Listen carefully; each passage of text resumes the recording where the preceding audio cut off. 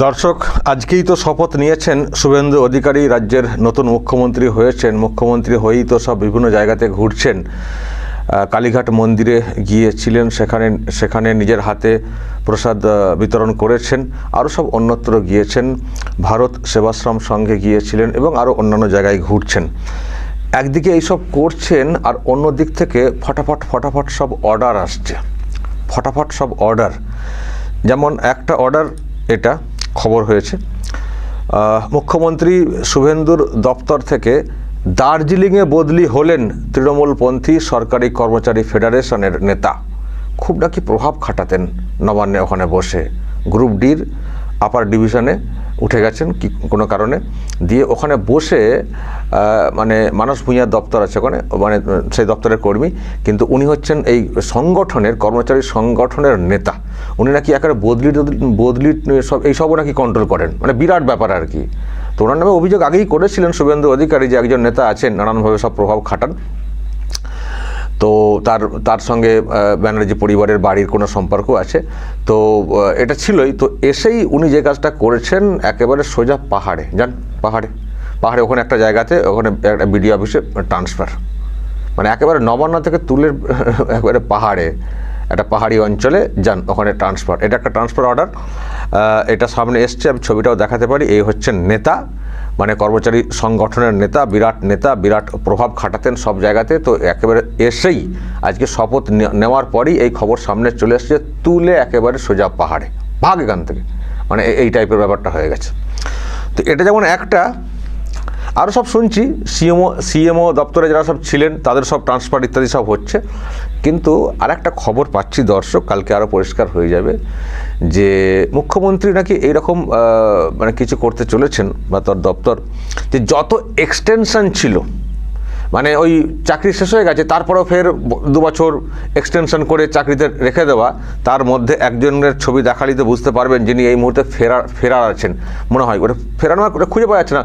একটা খবর হচ্ছিল না যে ইডি ডেকেছে নাকি, এর লুকআউট নোটিশ। শান্তনু সিনহা বিশ্বাস মুখ্যমন্ত্রীকে মা করে সম্বোধন করতেন। যারা পুলিশ কর্মী তাদেরকেও সব মুখ্যমন্ত্রীর ব্যাপারে সব ঠিক থাকতে হবে এসব বলতেন। উনি না থাকলে কী করে কী হবে, উনি আমাদের সব পেটের ভাত দেন, এই টাইপের নানান সব। ওই যে ওয়েলফেয়ার, পুলিশ ওয়েলফেয়ার বলে যে সংগঠনটা আছে, তা সেখানে মুখ্যমন্ত্রীর নামে প্রচার, মুখ্যমন্ত্রী হয়ে কত রকমের খাটনি, কত কি ওনাকে সন্তুষ্ট করার জন্য। তো ওনার তো মানে প্রমোশন তো কি ডিসি না কি করে দেওয়া হয়েছে, আবার এক্সটেনশন করে দেওয়া হয়েছে, দিয়ে মুখ্যমন্ত্রীর সিকিউরিটি দায়িত্বে কার্যরত ছিলেন। এবং নিশ্চয়ই দেখেছেন মুখ্যমন্ত্রী যেখানে যেতেন, ধর্নামঞ্চে গেলেও উনি ওখানে হাজির হয়ে থাকতেন। তো যেটা খবর দর্শক, এই যে এক্সটেনশনে যাদেরকে সব রাখা হয়েছে, দেওয়া হয়েছে, তাদের তো সব যাবেই। তার মধ্যে 1 নম্বরে আছেন এই শান্তনু সিনহা বিশ্বাস। কালকে হয়তো বিষয়টা পরিষ্কার হয়ে যাবে, যে উনি থাকলেন না গেলেন। উনি তো কোথায়, আবার বলছি, কোথায় আছেন কে জানে। ইডি তো তলব করছিল, পালিয়ে বেড়াচ্ছিলেন, সে তো খবর পাচ্ছিলাম। কিন্তু আজকে আমি যে খবরটা পাচ্ছি দর্শক, একটি সূত্রে, কালকে আরও পরিষ্কার হয়ে যাবে যে ইনারও চাকরি কালকেই মনে হচ্ছে, কাল বা পরশু, কালকে শনিবার, দেখি কালকে না হলে পরে যাবেই। মানে এটা লিখে রাখুন আপনারা, এই শান্তনু সিনহা বিশ্বাস সহ যারা ওই মুখ্যমন্ত্রীকে মানে করে সন্তুষ্ট করে এক্সটেনশন পেয়েছেন, প্রত্যেকের চাকরি যাবে, প্রত্যেকের চাকরি শুভেন্দু অধিকারী খচাখচ করে কাটবেন, এটা আমরা জানতে পারছি। এবং সেই সঙ্গে আরও যেসব পলিটিক্যাল অ্যাপয়েন্টমেন্ট ছিল বিভিন্ন কমিটি ইত্যাদিতে, সবার যাবে। সবাই, কেউ ভাতা নিতেন, কেউ মাইনে নিতেন, সবার চাকরি যাবে। আজকে তো ওই নেতাকে বদলি, আর কালকের পরে দেখবেন যে এই এক্সটেনশন পাওয়া লোকজন সব চাকরি যাবে। এটা আমি আপনাদেরকে নিশ্চিত করে বলতে পারি, আমি যে খবরটা সূত্রে পেয়েছি। কিন্তু আজকে আরেকটা যে খবর এসছে, সেটা একটা অর্ডার, বড় অর্ডার। এই শান্তনু সিনহা বিশ্বাস বিরাট লিডার, ইনি পুলিশকে যেভাবে কন্ট্রোল করতেন দিদিমণির পক্ষে, এবং তাদের মধ্যে আবার মানে যাদেরকে কন্ট্রোল করতেন না, মানে ইনার আন্ডারে আবার কিছু পুলিশ, তারা আবার তার নিচের লোকেদেরকে কন্ট্রোল করতেন, মানে একটা বাহিনী র্যাকেটের মতো ছিল।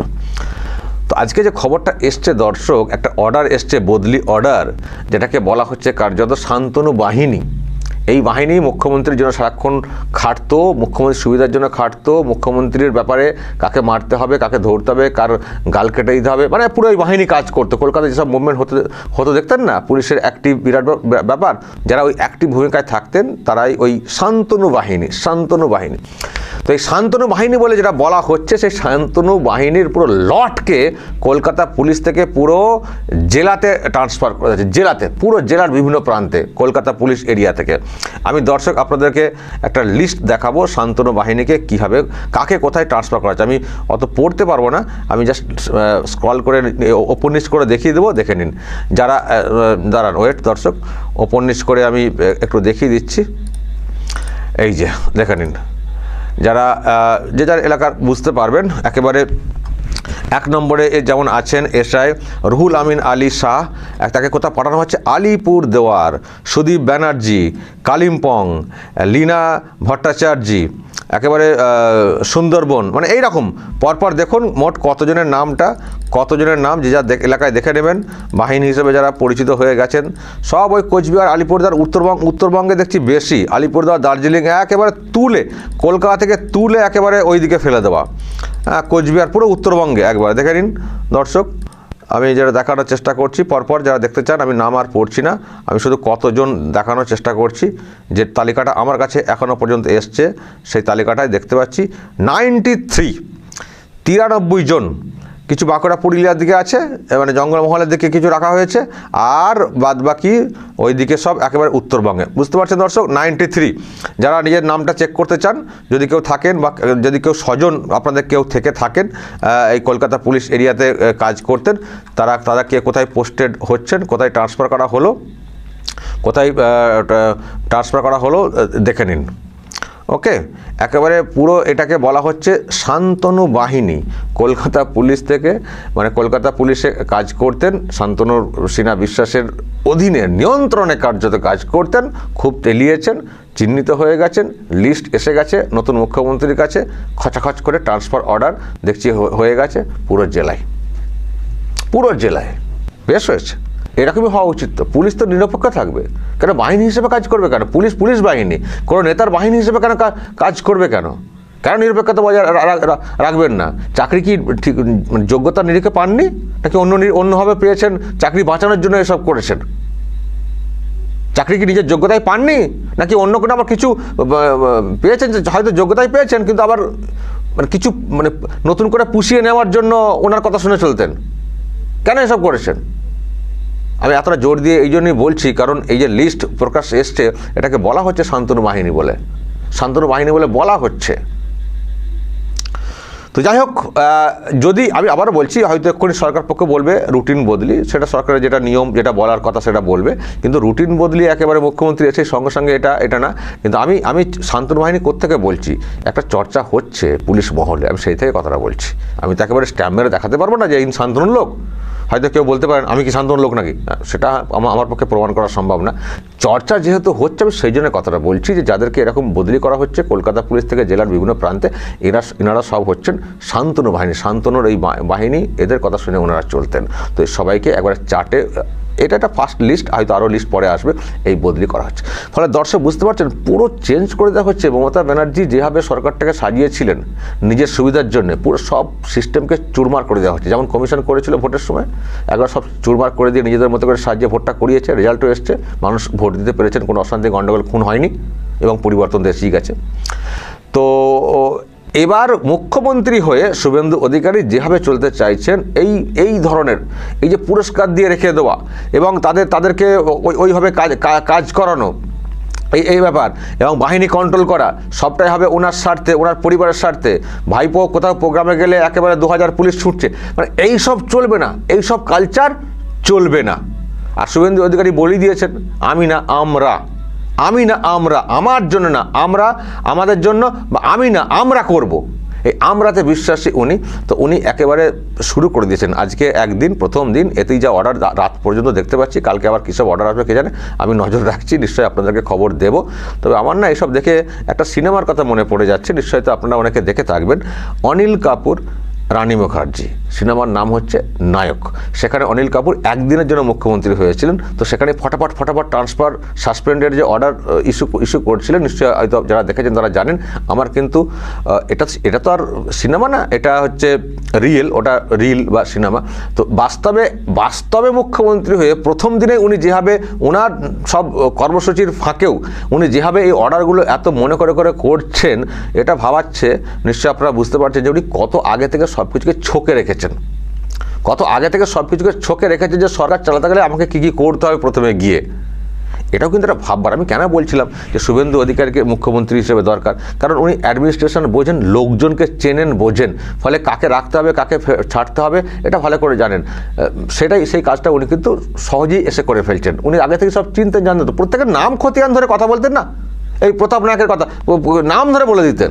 ফলে ওনার কাছে সব জানা নখদর্পণে আসে, শুধু এসে এখন শুধু এক্সিকিউট করা, কাজগুলো করা। তো সেই কাজ এখন শুরু করেছেন। উন্নয়নমূলক কাজ তো হবেই, তার আগে যে খাঁচাটা দরকার আছে, পরিকাঠামোটা, সেটাকে ঠিকঠাক করতে হবে। তো সেই কাজটা আজ থেকেই শুরু করে দিয়েছেন। এই লিস্ট এলো, বাহিনীর লিস্ট এলো, আর নেতার নামটা খুব শীঘ্রই কাটা যাবে। প্রিয় দর্শক, শুভেন্দু অধিকারী পশ্চিমবঙ্গের মুখ্যমন্ত্রী নির্বাচিত হওয়ার পরে একে একে মমতা ব্যানার্জির পাওচাটা যত পুলিশ অফিসার ছিল তাদেরকে কিন্তু বাদ দিয়ে দেওয়া হচ্ছে এবং অন্য জায়গায় ট্রান্সফার করে দেওয়া হচ্ছে। যেহেতু তারা সরকারি অফিসার, সেহেতু তাদেরকে সরাসরি বাদ দেওয়া সম্ভব না। সাসপেন্ড কিংবা ট্রান্সফার তাদের জন্য উপযুক্ত। তো পুলিশ অফিসারদেরকে এক জায়গায় বেশি দিন রাখলে এমনিতেও তাদের একটু বেশি তেল হয়ে যায় এবং নির্দিষ্ট একটি দলের দালালি করা শুরু করে। মমতা ব্যানার্জি 15 বছর ক্ষমতায় থেকে বাংলার অবস্থা যা করেছে, এই পশ্চিমবঙ্গের অবস্থা যা করেছে, খুবই খারাপ অবস্থা করে ফেলেছিলেন। পুলিশ অফিসার থেকে সরকারি যত আমলা আছে সকল আমলাদের উনি ওনার আয়ত্তে রেখেছেন এবং উনি এমনভাবে কাজ করেছেন যে মানুষের আসলে রক্ত একেবারে চুষে খেয়েছেন, এমন অবস্থা করেছেন। প্রিয় দর্শক, সেইখান থেকে কিন্তু শুভেন্দু অধিকারী মুখ্যমন্ত্রী হওয়ার পরেই কিন্তু পদক্ষেপগুলি নেওয়া শুরু করেছেন অলরেডি। এখন বর্তমানে দেখা যায় যে শুধু সরকারি চাকরিজীবী, সরকারি আমলাদের ভিতরে শুধু পুলিশই না, স্কুল, যেখানে প্রাইমারি একটা স্কুল, সাধারণ ছোট বাচ্চারা লেখাপড়া করে, সেখানে তো আর রাজনীতি কোনো কারণ হয় না। রাজনীতি করার মতো, রাজনীতি নিয়ে তো সেখানে কোনো কথা বলার দরকার নেই। আমি যদি ধরেও নিই যে স্কুল কলেজের বিষয়টা, হাই স্কুল কিংবা কলেজ ভার্সিটি, সেখানে রাজনীতি হতেই পারে, কিন্তু সেখানেও রাজনীতি হওয়া উচিত না। মানে শিক্ষকদের মধ্যে ছাত্র রাজনীতি আছে বা সিস্টেম আছে, তারা করবে, এটাই স্বাভাবিক, কিন্তু শিক্ষকদের ভিতরে রাজনীতি থাকা উচিত মনে করি না আমি। তো সেখানে শিক্ষকদের মধ্যে রাজনীতি তো করেই, এমনকি প্রাইমারি লেভেলেও সেই রাজনীতিটা করে এবং নির্দিষ্ট একটি দলের প্রচুর পরিমাণ পাওয়া চাটাচাটি করে। এই যে এখন বর্তমানে দেখতেছেন যে আসলে মানুষের কোনো শিক্ষা হয় না। মানুষ এত বড় নির্লজ্জ এবং নিকৃষ্ট একটি প্রাণী, এর আসলে কখনোই শিক্ষা হয় না।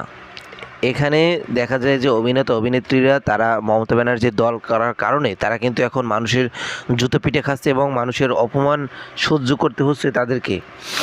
কিন্তু এই যে দেখেন দেব, সোম, শাইনী ঘোষ, নুসরত জাহান, মিমি চক্রবর্তী, এরা কিন্তু সবাই মমতা ব্যানার্জির পাওচাটা দালাল ছিল এবং মমতা ব্যানার্জির কাছ থেকে দলের টিকিট পেয়ে তারা কিন্তু এমপি হয়েছিলেন। তারা কিন্তু একটা অভিনয়ের জায়গায় ছিলেন এবং খুব সুন্দরভাবে জীবনযাপন করতেছিলেন। তাদের চারদিকে ভালোবাসার মানুষ ছিল। তারপরে এদের ভিতরে রয়েছে বনি, কিন্তু এখন তাদেরকে মানুষ জুতো পিটে করতেছে, তাদেরকে মানুষ দেখলে থুথু দিচ্ছে এবং কাদা ছুড়ে মারতেছে। ঠিক একইভাবে এখন যখন এই শুভেন্দু অধিকারীর বিজেপি ক্ষমতায় এসেছেন, তখন কিন্তু আবার দেখা যায় নায়ক হিরণ এবং নায়িকা পায়েল, নায়ক মিঠুন চক্রবর্তী, এরকম নায়ক জিৎ, তো এরা আবার নতুন করে বিজেপিতে পাও রেখে আবার নতুন করে রাজনীতি করতে যাচ্ছে। এদের সমস্যা কোথায়? এদের মানে এরা কি অভিনয় জগতে আসলে ভালোবাসা পায় না মানুষের, না কি? এরা কি আসলে লোভী হয়ে গেছে, টাকা লোভী?